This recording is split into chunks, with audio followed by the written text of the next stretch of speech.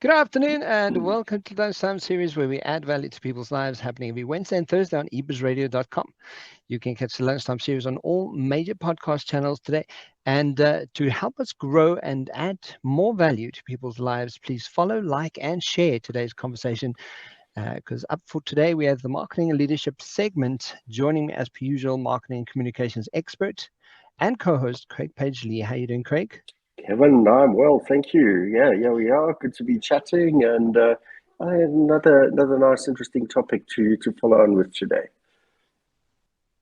Fantastic. Yeah, I'm sorry about the background noises. Yeah, so before we jump into today's show, Craig, don't you want to just give us a bit of a recap on our last week's conversations to the listeners?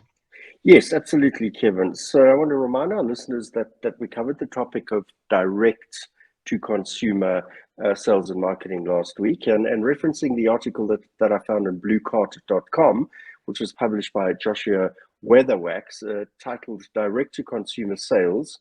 What is direct to consumer sales?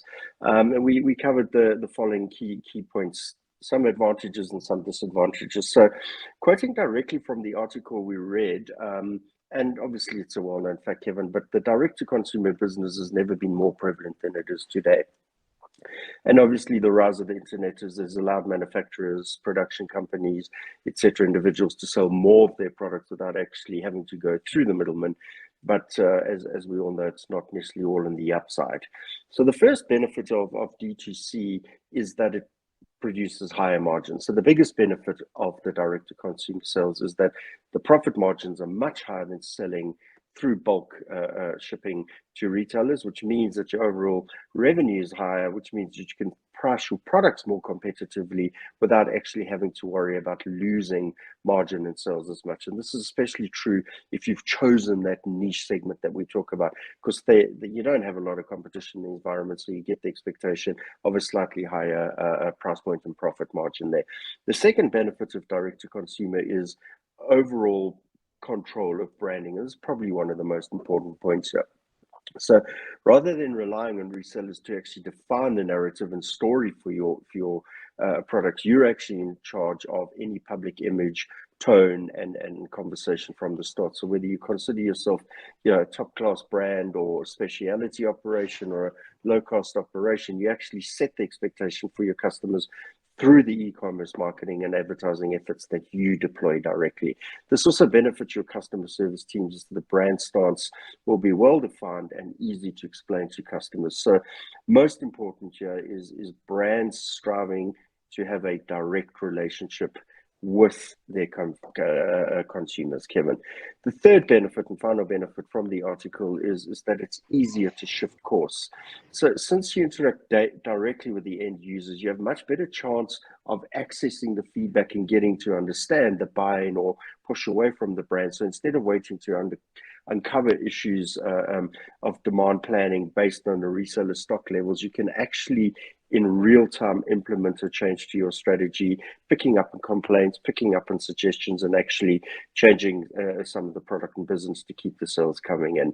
And then to close off the two disadvantages that the article mentioned, Kevin, the number one disadvantage is noted as no cost sharing. So one of the benefits of working with intermediaries is that you can share your overhead expenses and some of the other distribution marketing costs to allow everyone to maximize their own margins. But things like warehousing, e-commerce fulfillment, and other go-to-market chain requirements all fall squarely on the brand's shoulders. And if you choose the direct-to-consumer route, you're picking up a hell of a lot more cost. This means that it's vital that you stay on top of your finances if you're going to succeed, and costs obviously directly impact on the ability to make and fulfill those orders, Kevin. And then lastly, the second disadvantage noted here is larger teams are needed. So since you're responsible for many more aspects of the business in the direct-to-consumer sales model, you'll need to hire more salespeople, train them yourselves. And if you don't have prior experience or have too much on your plate, this definitely can be quite a challenge and really, stringhold your go-to-market capability. So try and surround yourself with talented people that you trust, people that can lead departments, and enable you to keep the retention rates high. And those are the key takeaway points from last week's conversation. Fantastic. Thank you, Craig. So going from that perspective, I'm sure we're leading right into something that links up with that, right? So what what are we chatting about today? Kevin, absolutely. You know me too well in terms of creating these threads. So I actually wanted to expand on the topic of e-commerce here, Kevin, but this time looking more closely at that of e-marketplaces, as these are in essence enablers of direct-to-consumer selling. And I came across a really great, insightful report titled Brands, Amazon, and the Changing Landscape of eMarkets 2022 edition. And Kevin, this really unpacks the topic in a very clear and succinct way. The report was produced by Feedvisor, which is a USA-based business that uses AI technology and predictive intelligence to help sellers and brands be more effective on Amazon, which obviously is one of the leading e-marketplaces in the world. And the report was surveyed, at least was based on a survey of in excess of 1,000 US brands, and it was the fourth consecutive edition. Yeah, just a phenomenal report, and we definitely must provide a link to the report on the show today as well, Kevin. Absolutely, and I'm definitely looking forward to what you have to share with us. Yeah, great, thanks. So to start the conversation, I want to quote a great paragraph from the introduction section of the report, Kevin, and it was written by Danny Nadel, who's the President and Chief Operating Officer at Feedvisor, and the paragraph in question reads as follows. More than ever, brands need a strong and continuous presence on the discovery and transaction engines where customers proliferate, e-marketplaces. But they're also increasingly competitive, and the cost of discovery are escalating. So while the script for 2022 is still being written, we know that the future success of brands on Amazon and across e-marketplaces will require a nimble and diversified strategy. So before you go, before you expand on the topic, Greg, can you remind our listeners on what the e-marketplaces are again? Yes, great, Kevin, thanks. Starting with our good old Wikipedia, an online marketplace is a type of e-commerce website where product or service information is provided by multiple third parties. Online marketplaces are the primary type of multi-channel e-commerce and can be a way to streamline the production process. An interesting statement as well, they're also known as the arena of commercial dealings, which I quite like that definition. According to Forbes.com, however, an online marketplace is a website or an app that facilitates shopping from different sources. So the operator of the marketplace does not own any of the inventory. Their business is to represent other people's inventory to a user and to facilitate a transaction. And eBay is the ultimate example of an online marketplace, and we're all very familiar with that.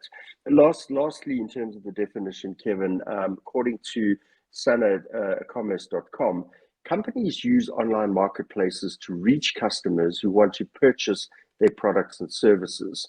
Examples of online marketplaces include, as I mentioned, eBay, but yeah, right up there with Amazon and Craigslist. And online marketplaces have been around since as far back as 1995, Kevin, when eBay and Craigslist were both founded. eBay launched and became a place that brought sellers and buyers together in an auction setup. And nowadays, there are countless other online marketplaces like Amazon, EST, and Alibaba. But just to provide some context, interesting business, Sana, they're a Dutch-based company that focuses on making ERP and e-commerce work as one, thereby enabling B2B companies to deliver the same experience online that had made them successful offline. So really great to see how they're able to take the go-to-market experience value chain in the offline environment and bring it into an online environment. And obviously, with many more layers of data, just really dialing up the capability in that space. So Craig, based on the definitions provided, I assume that Takealot would be an example of the online marketplace in South Africa. Yeah, absolutely, Kevin. And just by the way, I don't know if you knew that Takealot is actually the largest online retailer and marketplace in South Africa.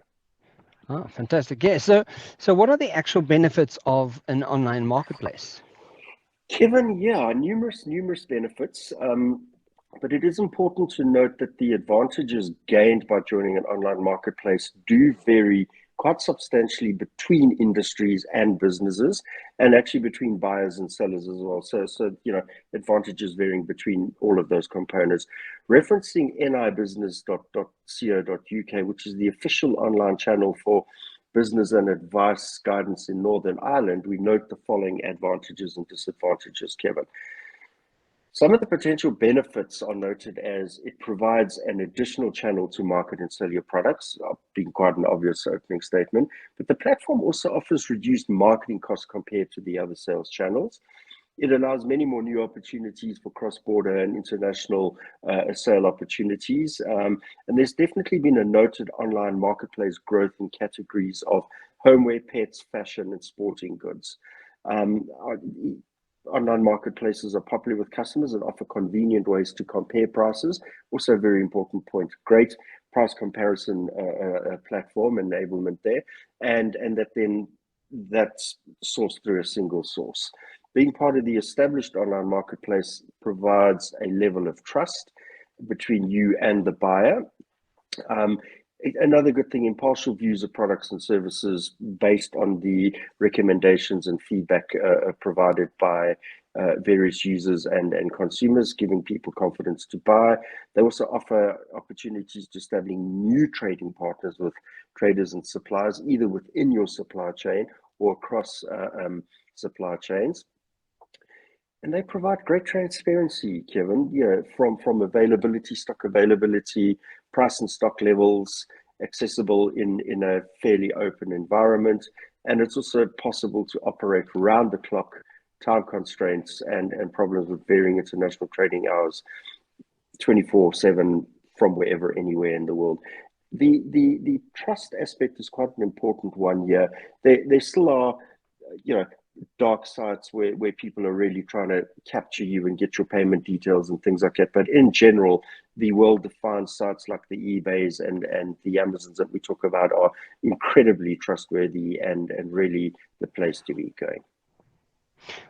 So Craig, I mean, I'm just thinking from a micro enterprise that it is potential for you to be able to be part of a marketplace. I mean, I'm just thinking of authors. They might be coaches or they might be smaller businesses, but essentially, if you have a product that you could be selling on that marketplace, it could be part of a leg of business. It's just exactly how do you that. package it and how do you make it happen? And that's exactly it, Kevin. As I mentioned earlier on, there's very different approaches to different businesses in their marketplace aggregation structures. So, very much in the FMCG kind of CPG products, highly disposable kind of product environments, the Amazons and the eBays and the likes take a lot are really up there. But when you start getting into professional services marketplaces, the construct of that particular marketplace is somewhat different, but definitely is a reality of opportunity.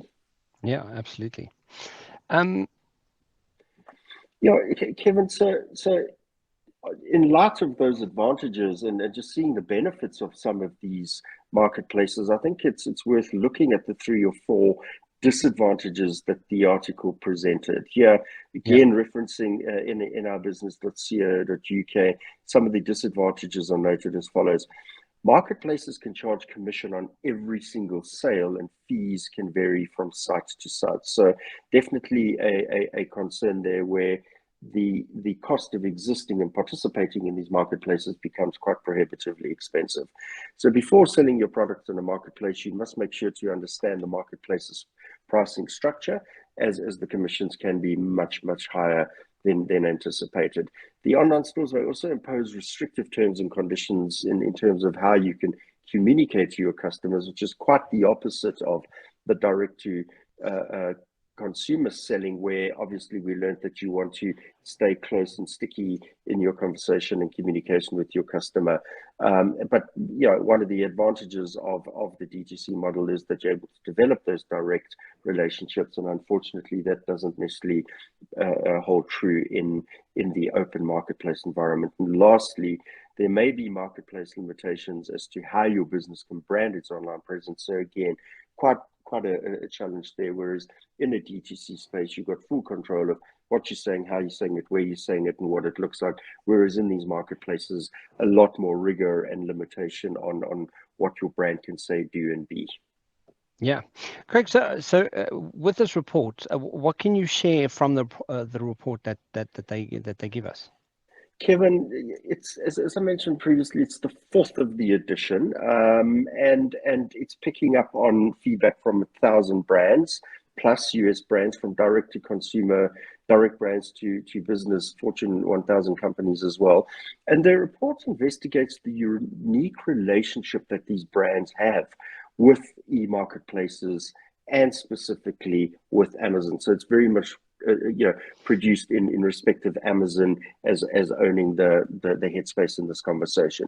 And it takes a look at the advertising and media strategies of those brands, as well as their plans for whether it's expansion of their plan, changing their supply chain methodologies, leveraging from others, and then just looking at the opportunities and challenges that the brands actually experience in this particular situation.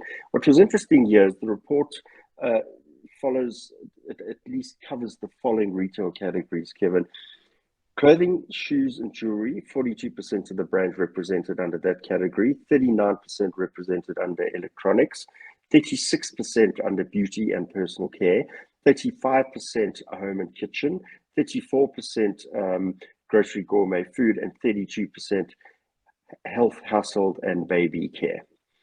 So from the get-go, what the report does tell us is one really important thing is that channel diversification is a must. So low inventory, out of stock issues have always been a reality for retailers around the world, and particularly now while they're grappling with the supply chain issues. And this means that brands actually have to be present in more than one environment, more than one channel, than just on their own online stores, Kevin.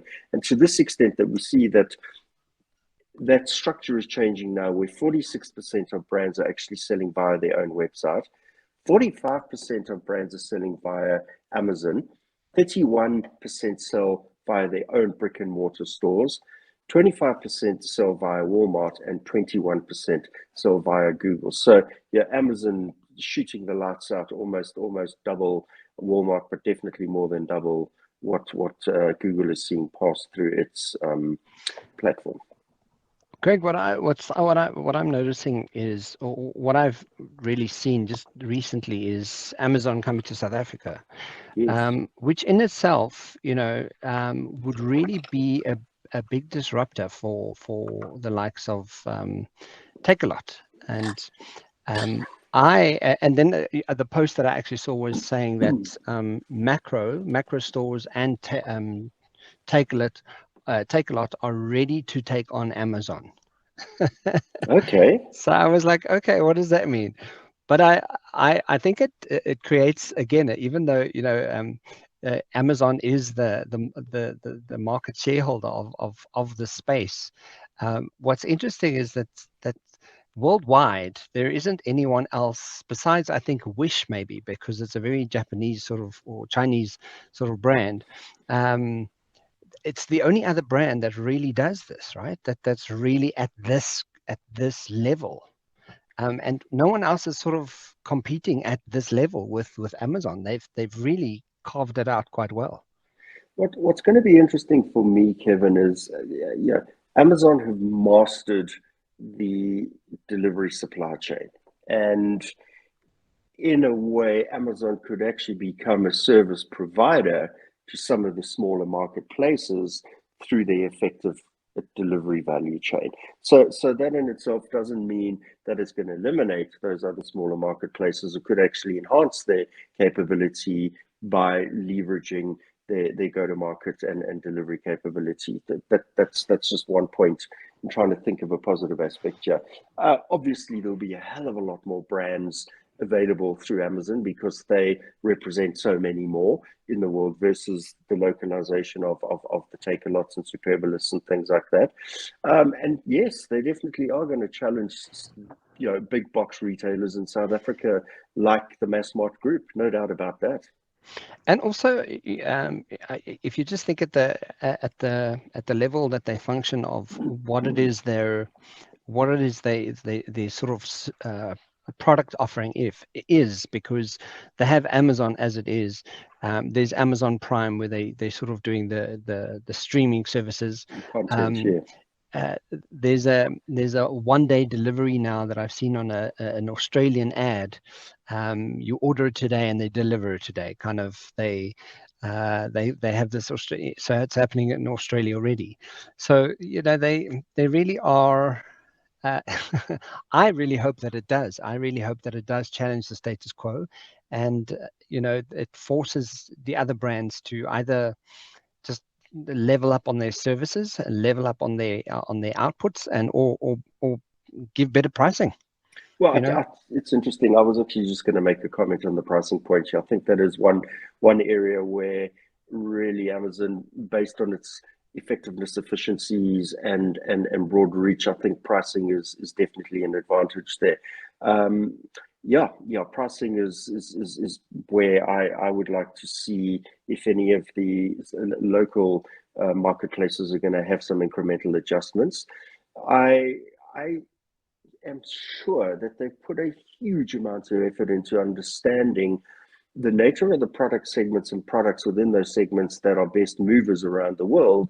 And they've done some geographic and demographic overlays to see if there's a potential appetite for those products in South Africa, and being able to leverage that and really ensure that the supply delivery value chain is enabling quick and easy access to those. So very, very complex layers of a business model to investigate before you bring a business as huge as Amazon to South Africa. But gosh, I'm really intrigued and going to be watching very carefully to see where their early successes are and how they're going to eventually find stickiness in other areas in South Africa and shoot the lights out.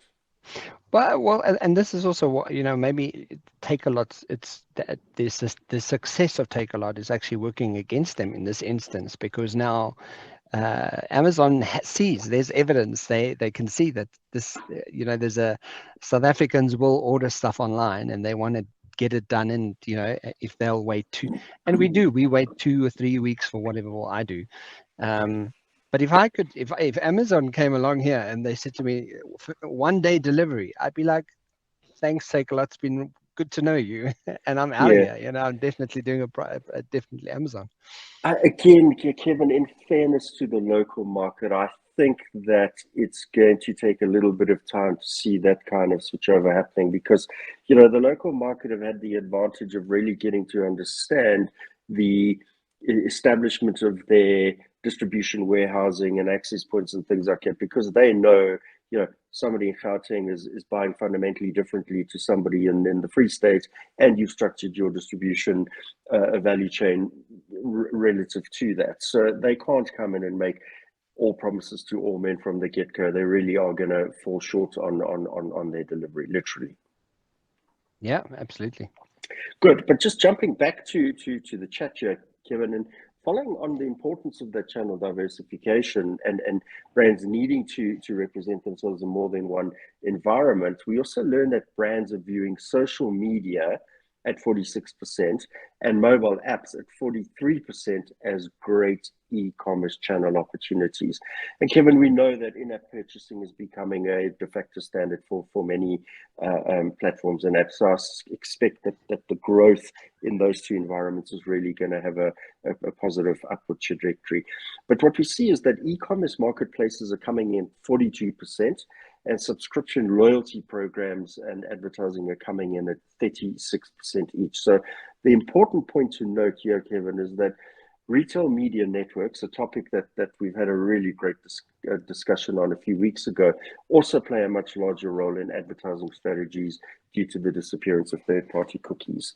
But many brands know that the consumers are consistently relying on the social media and mobile apps as purchase channels, either because, number one, they've already purchased through those channels, or they've searched via the channels and in some way have actually had some kind of payment information loaded into the channel that resides there.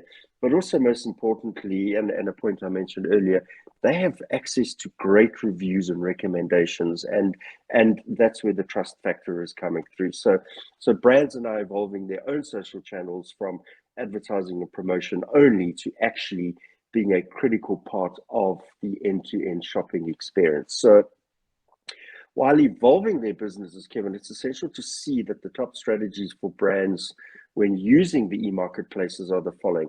46% are using the e-marketplaces to drive their sales. 45% are doing so to acquire new customers and build their brand awareness. 44% are doing so to launch products actually on Amazon. 37% are doing so to run promotions. 36% are doing so to launch new products entirely.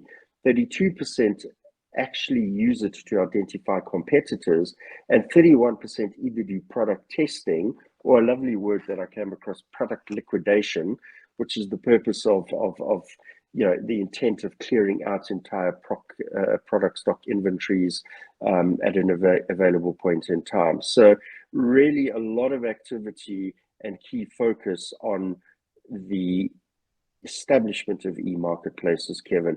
But even though we know that the various challenges brands face are coming, at least faced coming out of COVID, they include the likes of supply chain inventory setbacks. It's worth noting that still at this point, 64% of brands selling on Amazon saw an increase both in sales and in revenue, and nearly half, 49%, actually saw a sales increase of a minimum of 11% or more. So yeah, we saw this course correction coming out of COVID, and it's there to stay. There's no doubt about it. But Craig, since we covered the topic of audio branding recently, where does audio fit into the mix of all of this? Yeah, I'm smiling because I actually did have a look at that. So whilst we looked at audio branding recently, specifically around branding, Kevin, what I did note is that brands are using many more audio platforms to advertise, and Spotify is actually the most prevalent at this particular point in time. However, we're seeing a lot of activity with Apple and Amazon making huge developments in this regard, because they're both focusing on gaining more listeners and a much larger share of advertising revenue through the channels. And you spoke about Amazon Prime early on as well. You know, streaming audio opportunity right in that space, Kevin. Yeah, absolutely. Craig, so as we come to a close of the show today, what can we share with the listeners as the key takeaways for the conversation? Kevin, thanks. So with the majority of the brands incorporating Amazon and e-marketplaces as part of their e-commerce strategies, it's essential that the brands continuously find ways to stand out in this highly cluttered and growing cluttered marketplace. So the brands have to keep shoppers engaged with their brands and products, while converting new digital shoppers into loyal and repeat customers. So it isn't, unfortunately, as straightforward as we think it may be, but the report does give a few really good clues on what to look out for when developing these e-market strategies. So in summary, brands need to adopt an agile strategy that includes technology to move and react quickly to changes in consumer demand, as well as their supply chain. The products that will gain market share are not necessarily the most recognized or highest quality products, Kevin. It's often just the consistent, reliable, available products in the marketplace. To minimize the loss of the market share from out-of-stock products to overcoming rising costs, brands are needing to leverage technology so that they're continuously monitoring their catalog and stock inventory and mitigating a lot of out-of-stock issues there. Brands need to spend more on advertising across more platforms. Always good to hear that. Growing competition will prompt e-marketplaces to enhance the digital experience. Very important. End-to-end experiences is key, and providing increased information to better connect with brands with their core audiences. These marketplaces are gathering insights and data, repackaging it, and making it available to the brands that are utilizing their services. Brands need to incorporate more brand building options connected to e-commerce. And as Amazon expands more brand building tools via their self-service capability, brands will need to understand how these strategic activations impact on their brands and ultimately sales. And as the study shows, Kevin, brands are already considering adding new advertisement options to their repertoire, with 25% of brands looking to include AR and VR in their experiences. And we know that there will be an increase in the use of voice activation advertising. And this is just really, a key point to understand, in that 25% of American adults already have a smart speaker. So you can just see the potential of voice activated advertising in the e-com platform environment. And those are the key takeaway points for today, Kevin. Craig, I love this. Yeah, this last point that you mentioned around artificial intelligence, the AR and VR experiences is, I'm fully on board and embracing it. I'm already currently, as we speak, I already am using AI in my work environment, and there are websites now that can write documents for you. They can create really great lines and posts for your posts that you share into your social media, and they can take into consideration your hashtags and your theme, and it's all AI generated. I'm like, it's the craziest stuff. But I mean, what are we looking forward to next week's conversation? Kevin, next week, I really want to keep it a surprise, because I want to pick up on leadership. It's about time that we have a great conversation on leadership. There's some wonderful topics that I've been pursuing in this regard. It's three consecutive sort of marketing and e-platform propositions in a row. So flip it up next week, and we're going to pick up on some really exciting stuff in the leadership management space. Fantastic. Guys, if you want to catch the Lunchtime series happening every Wednesday and Thursday on eBizRadio.com, you can catch the marketing and leadership segment every Thursday at 12 on eBizRadio.com. And you can hear all about everything Craig and I have to say. So, Craig, thank you so much for joining me, and thanks for the insight and the wisdom. I love the show, and I love all the interesting information that you always find for. So thanks for that, and I'll see you next week. Yeah, absolute pleasure. Looking forward to next week's chat. Thanks. Cheers for now. Bye. Bye.